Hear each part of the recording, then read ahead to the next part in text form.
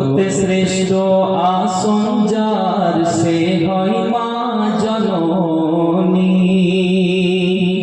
জগতে শ্রেষ্ঠ আসন যার সে হয় মা জননী। ও পতিও না কষ্ট দুঃখ মায়ের, ফেলো না চোখের পানি। জগতে শ্রেষ্ঠ আসন যার সে হয় মা জননী। মোহাব্বতে বলুন সুবহানাল্লাহ। ও গো মা হলো এক এমন রতন, বিশ্বে যার নাই তুলনা। ও গো মা হলো এক এমন রতন, বিশ্বে যার নাই তুলনা।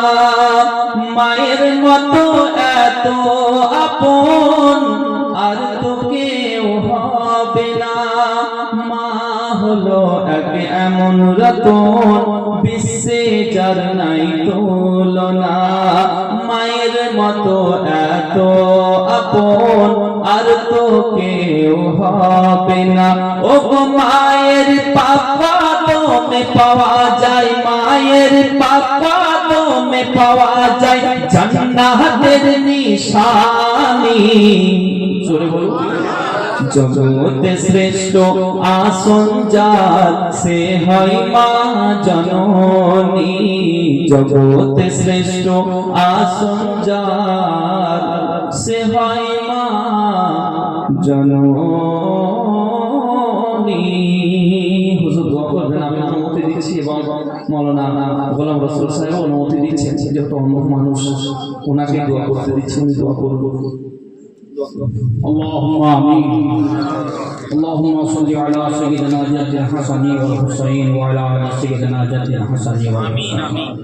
या अल्लाह এই যে উর্শে আইয়ুব শাহ আলাইহির রহমান পবিত্র দরবারে যে পাক করা হলো মওলা, এই অনুষ্ঠানকে কেন্দ্র করে যে যাহা কিছু করেছেন 500 1000 4 যতটুকু সমর্থন যে যা দান করেছেন ইয়া আল্লাহ এবং এক খতম কালামে পাক তেলাওয়াত করা হয়েছে এবং যে যা করেছেন তেলাওয়াত করেছেন মওলা, এবং যে সমস্ত আপনার এই অনুষ্ঠানকে কেন্দ্র করে যে সমস্ত যাহা কিছু করা হয়েছে করার মধ্যে যদি কোনো ভুল ভ্রান্তি ত্রুটি বিচ্যুতি হয়ে থাকে তোমার হাবিবের সত্তায় বলে ত্রুটি মুক্ত করে আল্লাহ তাআলা কবুল করুন। ইয়া ফজিলত বরকত রাসূলুল্লাহ সাল্লাল্লাহু আলাইহি ওয়াসাল্লামের পবিত্র রূহ মুবারক আমিন। তিনা রাসূলাই तमाम अंबियाए किराम साहबाए किराम साहबियात ताबईन ताबईन खुलाफाए राशिदीन इमाम किराम औलिया किराम बुजुर्गान दीन के पवित्र रूह मुबारक आमीन। या अल्लाह तिनाদের সদকায় হুজুর আইয়ুব শাহ এবং হুজুর ইকবাল শাহ रहमान के पवित्र रूह मुबारक आमीन। मौला तमाम मुमिनीन मुमिनात मुसलिमीन मुसलिमात বিখুসুস এই গ্রাম থেকে যে সমস্ত তোমার বান্দা বান্দি দুনিয়া থেকে চলে গিয়েছে মওলা, যাদের যারা পরিমাণ ঈমান যে কবরে কবরে সওয়াব তুমি পৌঁছে দাও। মওলায়ে করিম রহমানুর রহিম পৃথিবীর সরজমিনে আহলে সুন্নাত ওয়াল জামাতের তিলানে তরিকাত শাইখানে এযাম উলামায়ে কিরাম যে যেখানে আছেন তাদের শান ও সম্মানকে তুমি বৃদ্ধি করে দাও। ইনাদের ইলমে আমালে হায়াতে বরকত দাও আমিন আমিন। ইয়া ইলাহাল আলামিন, আমরা যারা হাজির হয়েছি আমাদের হাজিরিকে কবুল করে নাও। আর্থিক অভাব অনটনকে দূর করে আর্থিক সচ্ছলতা আনিয়ে দাও। তোমার নবীর গোলাম আমরা যেন হয়ে মরতে পারি সেই তৌফিক দান করো। ওয়া সাল্লাল্লাহু তাআলা আলা খায়রি খালকিহি মুহাম্মাদ ওয়া আলা আলিহি ওয়া সাহবিহি আজমাইন। আল্লাহুম্মা আমিন বিহাক্কি লা ইলাহা ইল্লাল্লাহ। সাল্লাল্লাহু আলাইহি ওয়া সাল্লাম।